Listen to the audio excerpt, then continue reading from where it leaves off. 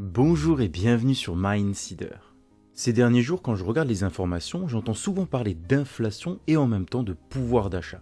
Savez-vous quelle est la différence entre les deux et pourquoi est-il important de la connaître? L'inflation désigne un phénomène économique qui se traduit par une dépréciation de la monnaie, donc une perte de la valeur de l'euro combinée par une hausse générale et durable des prix, que ce soit du service, des biens ainsi que des matières premières. Donc la question qu'on se pose, c'est quelles sont les causes qui peuvent provoquer ce phénomène? Et il y a trois principales raisons. La première, c'est l'inflation par la demande.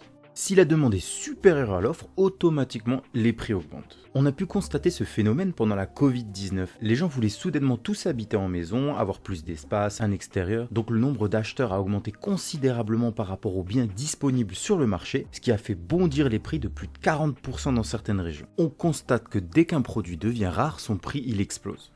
La deuxième raison, c'est l'inflation par les coûts.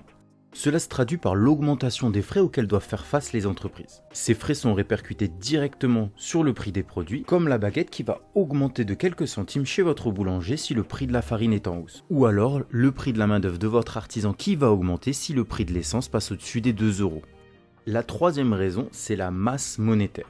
Au fur et à mesure que la Banque de France imprime des billets, cela augmente la mise en circulation de la monnaie sur les marchés, ce qui crée une dépréciation de la valeur de la monnaie. Plus il y a de l'argent, moins il a de la valeur. Je vais en venir au point fort. Cette année, l'inflation en France est passée au-dessus des 6%, ce qui veut dire que tout a augmenté. Main-d'œuvre, denrées alimentaires, matières premières, énergie, rien n'y a échappé. Mécaniquement, le coût de la vie de tous les Français augmente, mais les salaires restent les mêmes. Les entreprises, quant à elles, sont obligées de rehausser leurs prix ou baisser la qualité de leurs services, et ça laisse place à des produits venus de l'étranger qui sont moins chers, mais aussi de moins bonne qualité.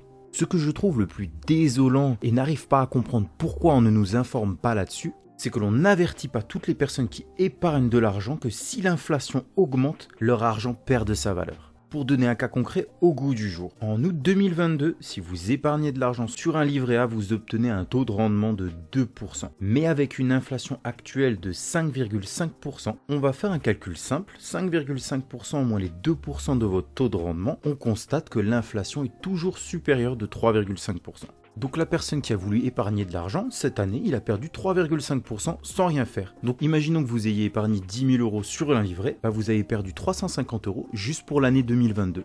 C'est cool, hein, ça donne envie d'épargner de l'argent. Maintenant, nous allons nous tourner vers le pouvoir d'achat. Le pouvoir d'achat, quant à lui, est la quantité de biens et de services que l'on peut acheter avec notre salaire. L'évolution du pouvoir d'achat correspond donc à la différence entre l'évolution des revenus des ménages et l'évolution des prix. En gros, c'est un indicateur pour nous dire chaque année si on a pu acheter plus ou moins. J'ai vu dans le journal que les Français ont connu un gain de pouvoir d'achat d'environ 300 € par an entre 2017 et 2021, ce qui correspond à une hausse de 0,9% chaque année, c'est plutôt bien. Maintenant que l'on a analysé la différence entre l'inflation et le pouvoir d'achat, je vais vous poser une question. Chaque année, l'inflation est en hausse. Donc notre argent perd de sa valeur, on est d'accord. Mais ce qui est contradictoire, je trouve, c'est que notre pouvoir d'achat ne fait que augmenter. Nous pouvons acheter de plus en plus chaque année. Comment cela est possible? J'ai hâte d'avoir votre avis dans les commentaires. Moi, je vais donner mon avis personnel à cette question. J'ai l'impression que l'on devient de plus en plus avide. On amasse, on achète à outrance dans les magasins dits hard discount ou sur internet. L'autre jour, j'étais devant le magasin Action et je regardais les gens sortir avec les bras pleins d'objets et je suis persuadé que de base, ils sont venus dans ce magasin pas forcément pour acheter ces objets-là, mais ils ont eu cette satisfaction de se dire j'ai eu beaucoup pour pas cher. Alors bien sûr, je peux comprendre que cela donne une sensation de richesse, mais c'est un vice de vouloir vivre toujours dans l'opulence. Et au détriment de quoi? De produits qui ont perdu toute valeur, toute qualité, toute leur durabilité. Tout est devenu du consommable.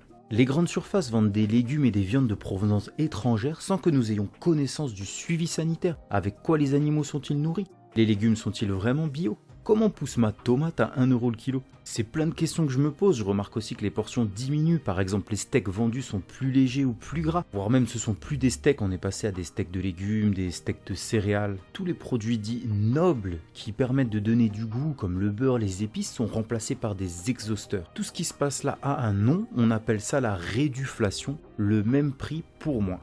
Je pense que le système fait ça pour nous cacher la réalité des coûts des produits. Mais est-il judicieux de baisser en qualité pour toujours consommer plus? L'inflation ne cesse d'augmenter, donc comment ferons-nous pour toujours acheter plus que l'année précédente? Quelle sera la limite? Je vous laisse y réfléchir et j'espère que cette vidéo ouvrira votre conscience. N'hésitez pas à partager votre vision et à vous abonner pour aborder ensemble d'autres sujets. Ciao ciao.